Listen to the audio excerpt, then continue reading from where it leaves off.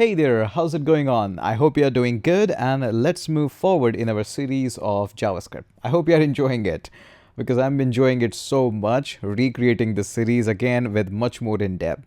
And by the way, just what I would like to bring this to your notice that I do have a website, learncodeonline.in. It's .in.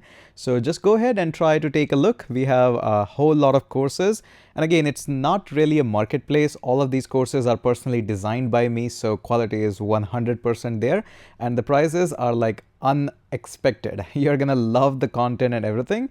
Again, just take a look in case you want to have a look. Otherwise, it's okay.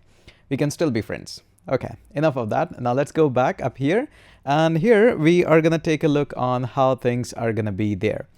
So previously we were working on this 10 objects. Now we will be working on this objects part 2. Now this is one of the most important part of the object that we are going to discuss in this one. So we're going to borrow some code from the previous code file. We're going to copy this user object. Again, just to give you a brief memory, we define a user with the equal sign and then use curly braces, and everything inside the object is a key value pair.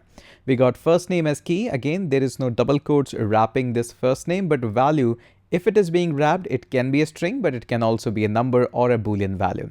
So no problem till now. We have got everything covered and this is all okay. We were able to use any of that by saying user and then putting a dot notation. I told you a couple of ways of having that. But right now, let's just go for the basic one and we're going to just run this one. It gives me the name. Okay, no problem so far. It's not really a big deal. Now let's go ahead and add a few more properties and try to understand how the object method actually works, or also known as a function. So first and foremost, let's just say I do have a course list, a key, which is an empty array by default. So let's just say a user logs into the website. Again, my website, Learn Code Online. So as a default, he gets course list as empty. That means he's having no course access as of now. But later on, we're going to define some methods through which he can buy some courses. So let's just say we're going to call this one as buy course. But this is not going to be just any number or a variable. It's going to be a method. So how we define a method inside the object is a little tricky. Just in the syntax wise, rest of them is pretty simple. So we regularly put a colon there.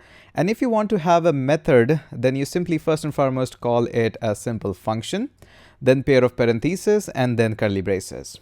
Yes, it's different. Again, one more type of how we define function.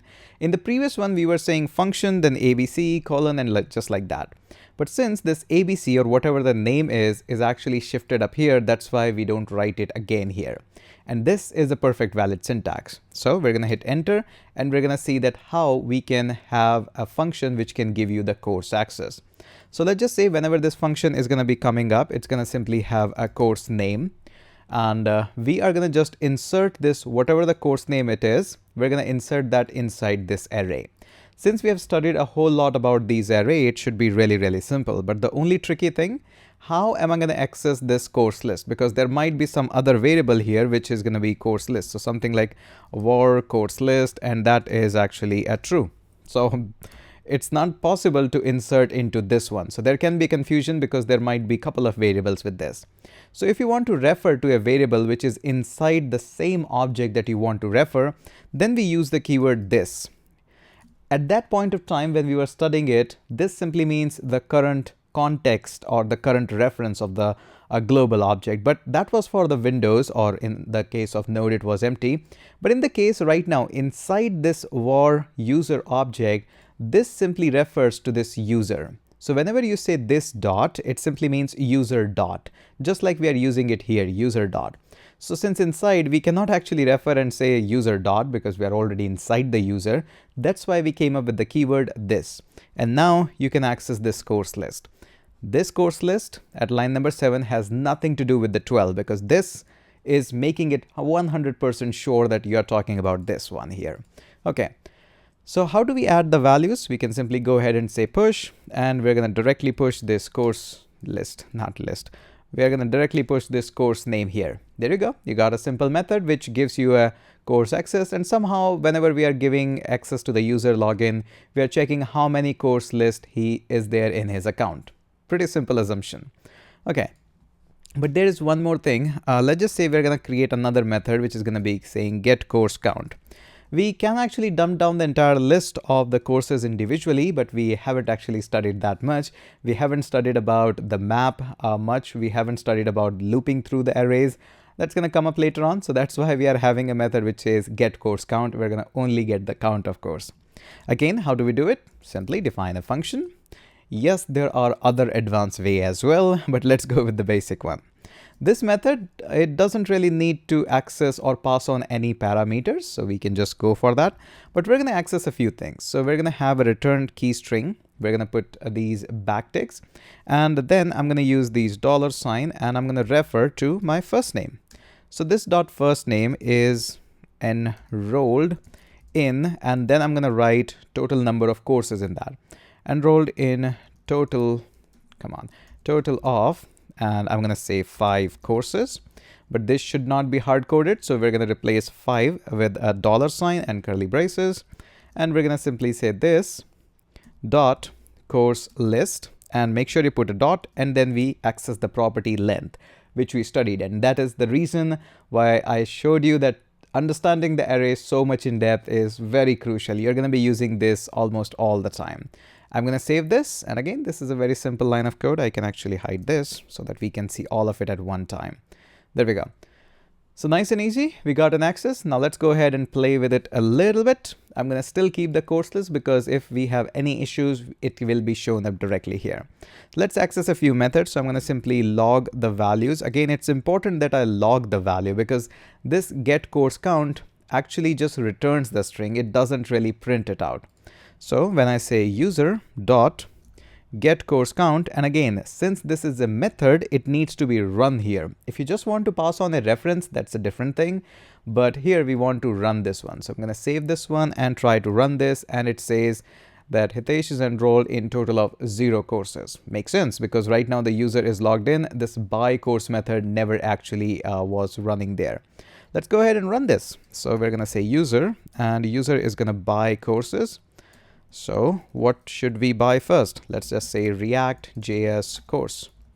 And we're going to get a duplicate of this. We'll move it at the bottom. Again, I use keyboard shortcuts a lot. I'm habitual of that. So get courses is running first. Then we are allowing the user to buy a course. And then again, we are running this get users here, get course list. Run that. And there we go. I forgot to save it. My bad. I'm going to clean this up and run that again. And there we go. First, I was enrolled in 0 courses. Then I'm enrolled in 1 courses. Now, although we are not making any check that users should not be allowed to purchase the same course again and again. But right now, this is also going to work. But I'm going to simply say that Angular, not JS, Angular course. There's a difference between Angular JS and Angular. So we're going to run that. And there we go. Now I am enrolled in total 2 courses. Now, surely we are not getting too much of in depth that we are checking for uniqueness here or referring that somebody is not passing on empty string. But again, that's not the point. The point is how we grab these methods or how we insert these methods inside the object. This is going to be very crucial. And as I told you, as we move forward in the series, this will get much clearer automatically as we write more lines of code. So there we go. Nice and easy. Okay. Now it's time that you define one more method as well. So what I want you to say is I want you to create a method which is info. What info is going to do? Info is going to dump down all of the information from here to here. It's going to tell me how much of the course list. So it's going to kind of produce a table for me. So course list or course number rather, how many course numbers are there? Is he logged in from Facebook? Is he logged in from login count, role, last name, first name? Info gives me all the information that is available right now. So go ahead and design that method. I think it's going to be very simple and going to be fun as well. Go ahead, click a photo, tag me up on Instagram with your assignment, and I would be super happy to see that. Let's go ahead and catch up in next one.